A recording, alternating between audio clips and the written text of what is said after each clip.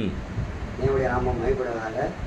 காலை வேளையிலே இந்த தேவனுடைய நம்முடைய கர்த்தராகிய இயேசு கிறிஸ்துவை பற்றி நாம் பேச வந்திருக்கிறோம். அவர் எப்படிப்பட்டவர், நமக்காக என்ன செய்தார் என்பதை நாம் பார்ப்போம். எதற்காக நாம் அவரை ஏற்றுக்கொண்டோம், அவரை ஏற்றுக்கொண்ட பிள்ளைகள் எப்படி வாழ வேண்டும் என்பதை நாம் பார்ப்போம். முதலாவது ரோமர் 8 சில வசனங்களை பார்ப்போம்.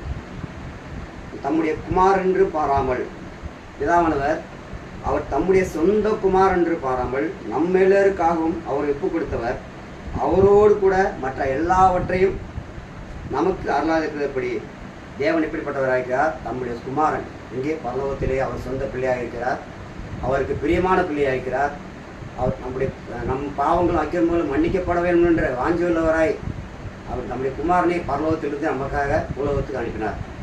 எப்படிப்பட்ட அன்பு பாருங்கள். அவர் அனுப்பிக்கப்பட்ட அப்படிப்பட்டவராக இருந்திருப்போம், பாவத்திலும் அக்கிரமத்திலும் மருத்துவர்களாக இருந்திருப்போம். இப்பொழுது எப்படிப்பட்டவராக இருக்கிறோம், பாவத்திலும் அக்கிரமத்தையும் நாம் ஜெயித்தவர்களாக இருக்கிறோம். ஏனென்றால் அவருடைய பரிசுத்தமான ரத்தம் இந்த பூமியில் சிந்தப்பட்டது. அதனால் நாம் நம்முடைய பிள்ளைகளாக இருக்கிறோம். அதனால் நாம் எதற்கும் கவலைப்பட தேவையில்லை. ஏனென்றால் இந்த உலகத்திலே வாழும் வாழ்க்கையானது அவருடையது, இந்த ஜீவன் அவருடையது. அவருக்குள் நாம் மறுத்திருக்கிறோம்.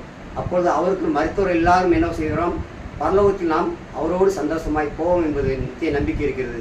நாம் மரித்தாலும் சதாக்கள் அவரோடு இருப்போம் என்ற வசனம் நமக்கு மனதில் இருக்கிறது அல்லவா? அதை நாம் ஞாபகத்தில் வைத்துக் கொள்ள வேண்டும். ஏனென்றால் இந்த உலகத்தின் வாழ்க்கையானது உலகத்தில் அன்புகிறார்கள் என்று தேவன் சொல்லியிருக்கிறார்.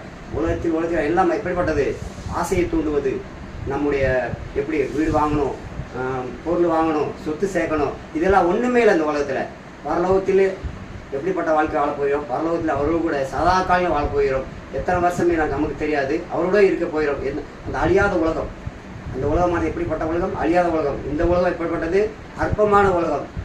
இந்த அற்பமான உலகத்தை நாம் வாழ்க்கை வாழும்பொழுது எப்படிப்பட்ட வாழ்க்கை வேண்டும், அவருக்கென்று வாழ்க்கை வேண்டும். அவர் எப்படி பரிசுத்தமான வாழ்க்கை வாழ்கிறாரோ அதே நாம் வாழ வேண்டும். இந்த வாழ்க்கையானது நமக்காக தேவனால் தெரிந்து கொண்டு ஜனமாயிருக்கிறோம். அதனால் அவருக்கென்றே வாழ வேண்டும், அவருக்கென்றே வாழ வேண்டும் என்பதை இந்த காலையில் தெரிவித்துக் கொள்கிறேன்.